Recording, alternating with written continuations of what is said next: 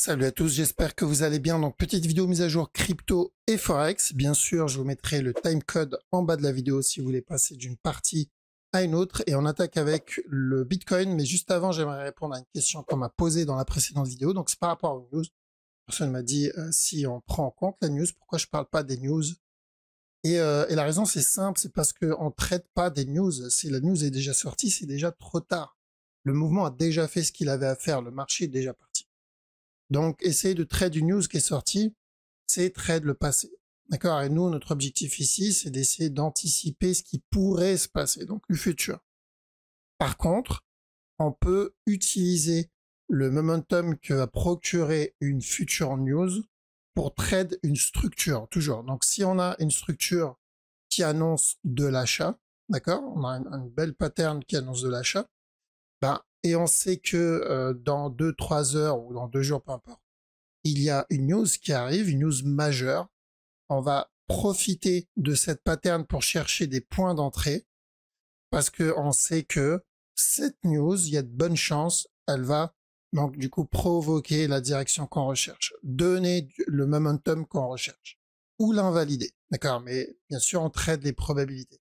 Si on a une structure qui a à peu près 70-80% de chances de valider la continuation et qu'on sait qu'il y a une news qui ne va pas tarder, on se dit ok, bon bah ça vaut le coup de la tenter cette structure et la news va pas tarder, donc on devrait pas trop attendre avant d'avoir ce mot. Mais voilà, on va utiliser juste la news comme donc le fournisseur de momentum, c'est tout. Et mais une fois que la news est sortie, ça y est, c'est trop tard. Le mouvement, on l'a déjà obtenu, donc il n'y a pas d'intérêt à en parler en vidéo ou à essayer de trade ça. Donc j'en parle pas parce que bah, c'est le passé.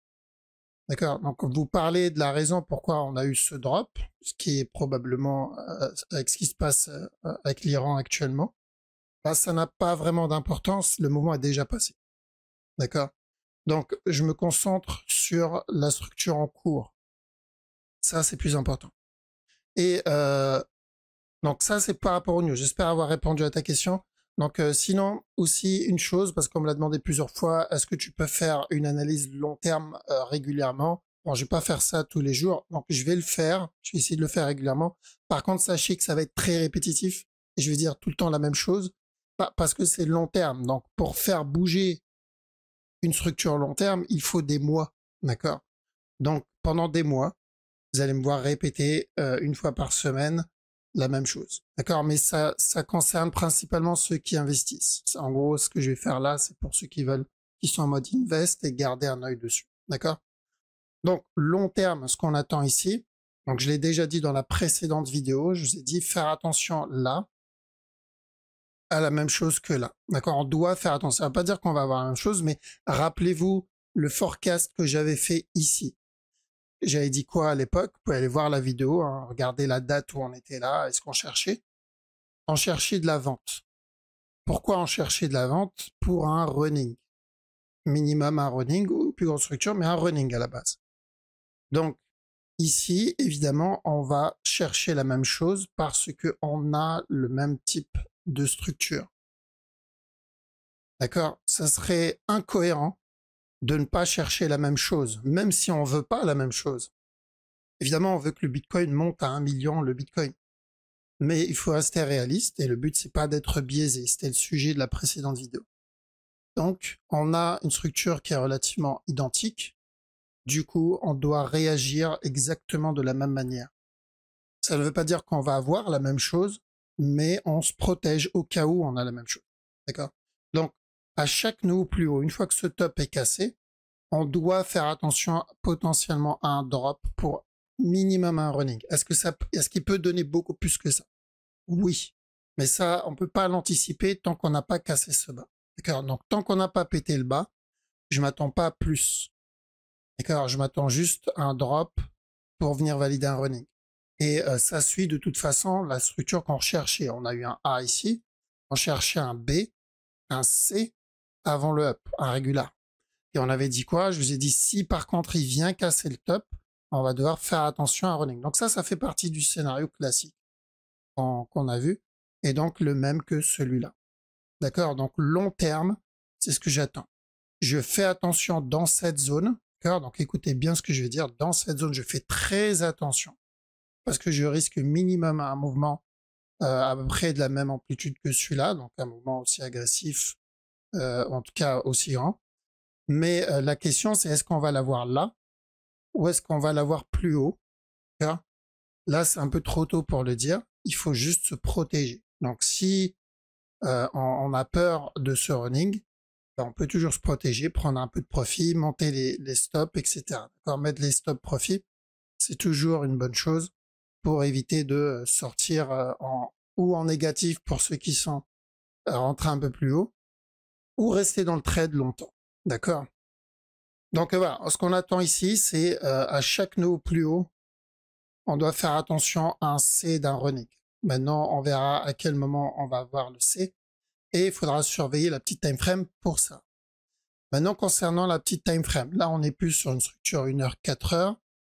On cherche ce que je vous ai déjà montré plusieurs fois. D'accord? Donc un A, je vous ai dit tant qu'on casse pas ce top, bah, ce que j'attends c'est un B, un C avant le push.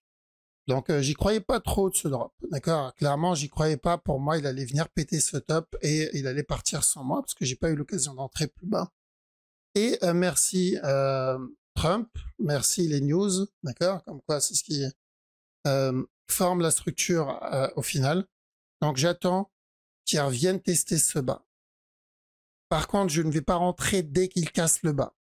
J'insiste parce que je sais, il y a des nerveux. On rentre pas dès qu'on casse le bas. D'accord? Pourquoi? Parce que, il peut très bien commencer le running au-dessus. Et ce serait dommage. Surtout que, pour la majorité de ceux qui font ce genre d'erreur, ils mettent même pas de stop loss. Donc, on rentre pas. On attend toujours un setup. Donc, s'il casse le bas, on tente les setups dans la petite time frame. Le but, c'est de tenter le régular tant qu'on reste dans cette zone. S'il s'éloigne de cette zone, ça va commencer à changer la structure, mais pour le moment, c'est ce qu'on veut. D'accord? Donc, j'espère qu'on n'aura pas de contracting. S'il donne un contracting flat, bon, ça sera sans moi. Mais par contre, s'il vient péter ce bas, je chercherai des buy setup tant que je reste dans cette zone. Et le but, évidemment, c'est toujours la même structure. Donc, je veux un régular si je veux le push. Alors, si je veux la continuation, je vais avoir besoin du régular. Ça, ce que je viens de vous montrer, ça concerne ceux qui tradent la time frame 1 heure, 4 heures, donc comme moi. Si vous êtes en mode invest, ça ne vous concerne pas. La partie invest, c'est ce qu'on vient de voir au début. Ça, c'est juste la partie trading. D'accord? Et en 1 heure, 15 minutes, donc si on veut qu'il revienne péter ce bas, je vais avoir besoin qu'il corrige ici. Ce qui, voilà, on n'a pas encore cette correction malheureusement. Donc, je veux qu'il vienne péter ce bas si je cherche de l'achat. Parce que s'il casse le top tout de suite, c'est un contracting. Et pour ma part, je ne traite pas les contracting. Donc, pas de changement sur la structure. On est encore dans un range en gros. Tout ça pour dire ça. Hein. C'est un range et on va continuer à chercher encore un push. Maintenant, sur ETH, tant qu'on casse pas ce bas, il y a toujours la chance d'un running un peu plus grand. Si ce mouvement-là, c'est un régular, donc ça veut dire qu'on a eu ça comme B, ça comme A, ça comme C. Donc un running flat. Si c'est un running, je vais avoir besoin d'un setup d'achat pour un push. D'accord? Si à la place, vous le voyez corriger ou directement casser le bas, c'est qu'il commence déjà notre structure au-dessus. Parce que oui, au-dessus, on attend une correction. Je vous ai dit que ça pue la fin de structure. On est en train de perdre en momentum, ça se fatigue, ça s'essouffle, ça sort la ventoline. Donc en général, on a tendance à venir corriger ce mot. Donc c'est où il donnera plus tard, où il viendra casser ce bas, et on va commencer la correction après. Donc ceux qui ont loupé le buy plus bas, ça sera ça notre opportunité s'il nous donne cette correction. Malheureusement, si on n'a pas cette correction, on n'a pas d'opportunité en 4 heures. D'accord? Ceux qui veulent tenter le running et profiter de ça, pourquoi pas? Mais protégez-vous à la cassure du top et attendez bien un setup comme ici par exemple. Celui-là, il était très propre, c'est un petit running en 15 minutes. D'accord? Donc attention, ici un running en 1 heure. Par contre, 4 heures, petite perte de momentum et on n'a toujours pas corrigé ce up là. Ce up, on l'a toujours pas corrigé. Il va falloir qu'il le corrige. Donc gardez bien ça en tête. Je m'adresse évidemment à ceux qui tradent ici. Ok, ceux qui veulent faire du trading long terme, idem. Cette correction est indispensable. On a besoin de cette correction si on veut commencer à rentrer. On a ensuite le BNB. BNB, ça va se faire en interne aussi. Donc BNB, je veux qu'il revienne tester le top. Même s'il revient péter ce bas, c'est pas très grave. D'accord? Tant qu'on reste dans cette zone de prix, le but, c'est qu'il revienne tester ce top. Le DOT. Alors DOT, on a cassé le bas. La structure, ça va se faire plus en 4 heures. Donc évidemment, pour moi, ce qu'il a donné ici, c'est un A. Et ce qu'il donne ici, c'est un A interne aussi. Donc à chaque nouveau plus bas, ce que je veux, c'est minimum un B interne. Minimum un B interne. Voire même un B au-dessus pour un plus gros régular et ensuite un autre plus bas. D'accord? Mais c'est minimum ça que je cherche. Donc déjà, on va attendre la fin de cette structure. Alors, je pense pas que ça soit terminé pour le moment. On a le Litecoin, pardon. Litecoin aussi. Ce que j'ai ici, je le considère comme un A. Et ce qu'il donne ici aussi, un A interne. Donc j'attends cette fin de structure et ensuite j'irai pour un B. D'accord? Et je ferai attention dans la zone des 96 $ à peu près. D'accord? Donc je veux une plus grosse correction, tout simplement. J'irai pas pour le gros régular comme le DOT pour le moment, parce que pour ça, il va falloir qu'il drop un peu plus. Il faudra qu'il revienne tester les 72 ou 70 $. S'il vient tester 72 ou 70 $, là, on sera dans un régular baissier. Pour le moment, c'est pas encore le cas. On a le sol, un peu comme le Litecoin aussi. D'accord? Donc, ce mouvement-là, c'est un A. Ici, et ce qu'il donne ici aussi, c'est un A interne.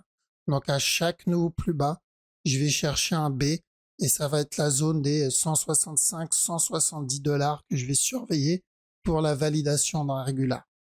D'accord? Et idem que Litecoin, je ne prends pas ça en compte comme un régular baissier tant qu'il ne vient pas retracer tout le up qu'il a donné. Donc, s'il revient tester les 120 ou descendre dans les 110, 115, donc dans cette zone de prix, s'il vient dans cette zone de prix, là oui, on sera dans un gros régular baissier.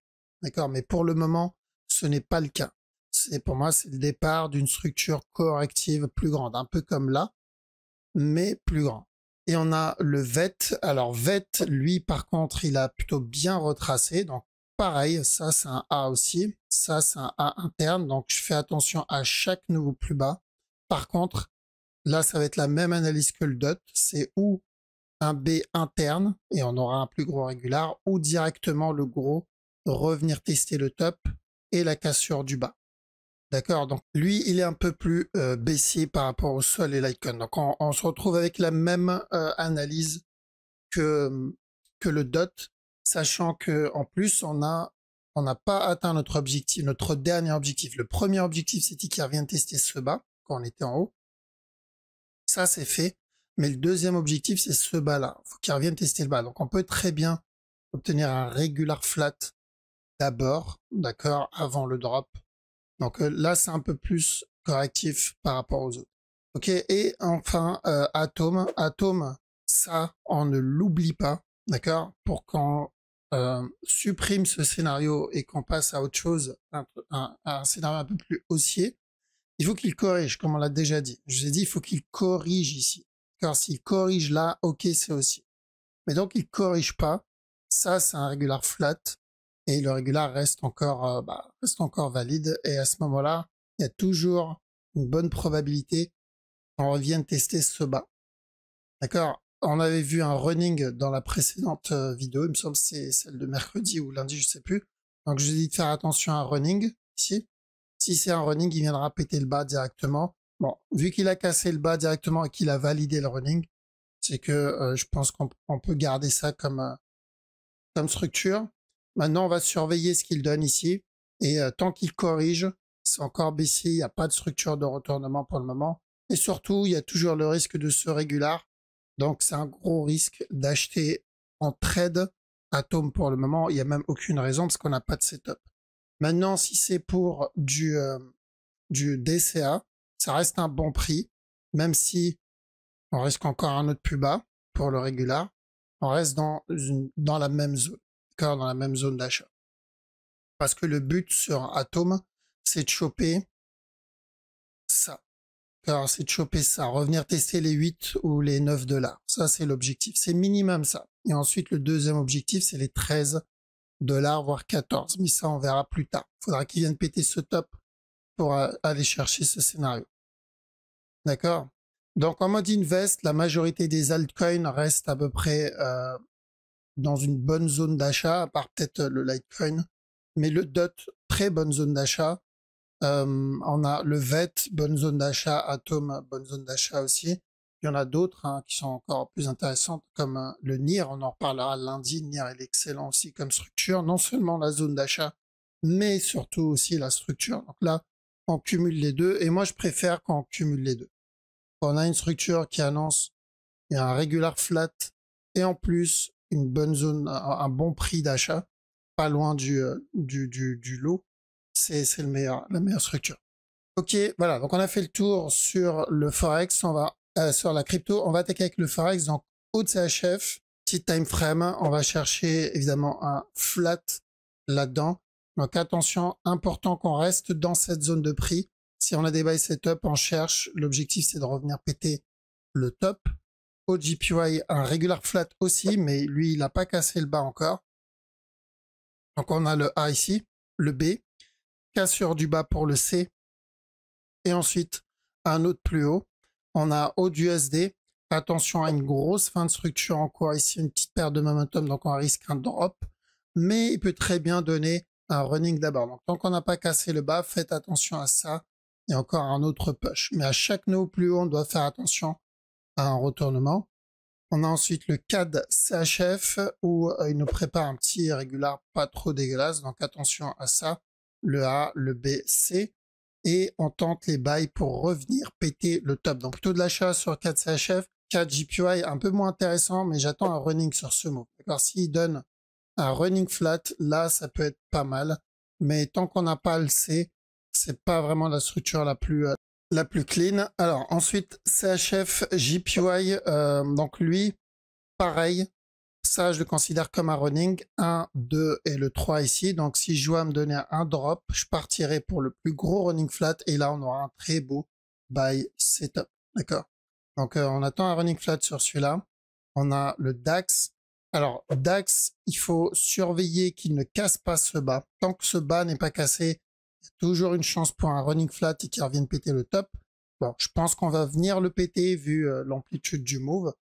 Et à ce moment-là, on commencera une structure plus grande. D'accord? Si on vient péter le bas, c'est qu'on va venir corriger toute l'impulsion ici minimum.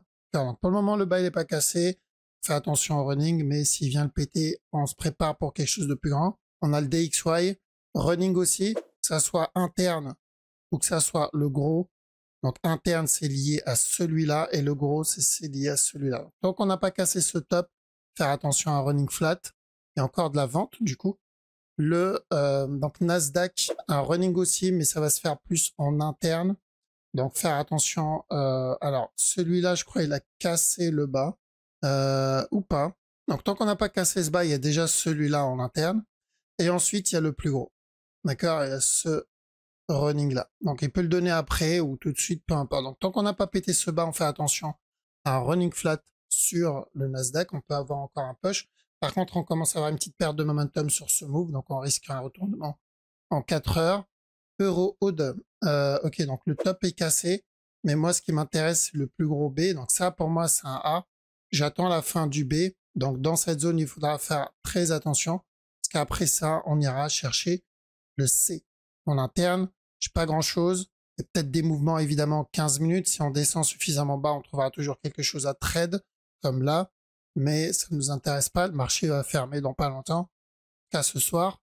Et on a EuroCAD. On va chercher donc ou le running flat. À ce moment-là, il doit venir péter le top directement. Faut pas qu'il traîne. Ou sinon une structure corrective un peu plus grande. Donc ça devient A.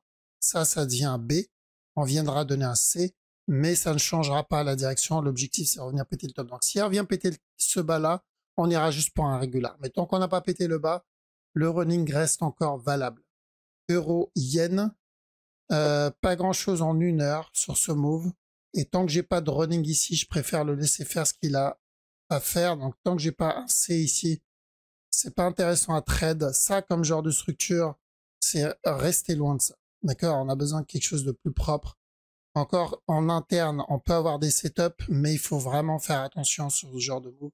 Il y a beaucoup plus propre. On a donc EuroNZD, il a validé ce qu'on voulait. On voulait qu'il vienne péter ce top, d'accord, un A, un B, un C. Donc à partir de là, il va falloir faire attention à un plus gros flat maintenant, ici. Donc tant qu'on reste dans cette zone, on fait attention, on risque encore un autre plus bas. On a EURUSD, donc EURUSD, on cherche un running aussi. Donc ça, pour moi, ça reste un A. Ce que je veux, c'est un C. D'accord. Donc le gros C avant le push. Maintenant, il peut très bien le donner plus tard parce qu'il y a ce move qui est tout seul. Donc on peut avoir un running ici d'abord et ensuite le plus gros plus tard. D'accord. Valider d'abord celui-là et ensuite on validera le plus gros. Et on a GBP O2. On n'a pas cassé le top, donc attention. Cassure du top, revenir péter le bas encore, parce qu'on est toujours dans une structure corrective ici. D'accord? Ça, c'est le B, ça, c'est le A. Et à chaque nœud plus haut, on cherchera de la vente pour le gros C. GBP CAD, OK, donc on a eu le flat qu'on voulait ici, le running en interne. Ce qui invalide ce... Alors, techniquement, il l'invalide pas officiellement, mais il y a de bonnes chances qu'on va finir par l'invalider. Je parle de ce running. Mais ça ne changera pas la direction même si on l'invalide parce que cette structure est encore corrective. D'accord? Donc tant qu'on reste dans cette zone de prix, je pense qu'on reviendra tester le top quand même. La structure au-dessus aussi. Donc c'est où on validera ça comme un régular, ce qui me semble très agressif. Ou sinon, donc on va voir ce qu'il va donner là. Donc même s'il revient péter ce top et il valide l'interne, faites attention à un plus gros flat là. D'accord? Si il invalide le flat interne et qu'il décide de couler directement, on peut partir pour le plus gros régular. D'accord? La structure aussi, la structure 4 heures, elle reste haussière encore, mais maintenant ça va être plus en interne qu'il faudra surveiller. Ceux qui veulent tenter ce buy, ça doit se faire dans cette zone d'achat.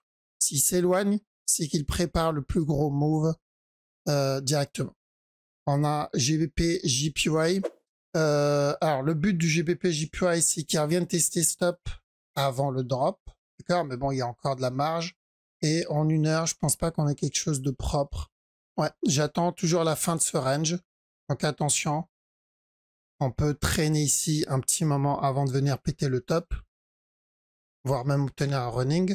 On a le GBP NZD où j'attends revenir tester le top et ensuite de la vente. Donc ça reste baissier.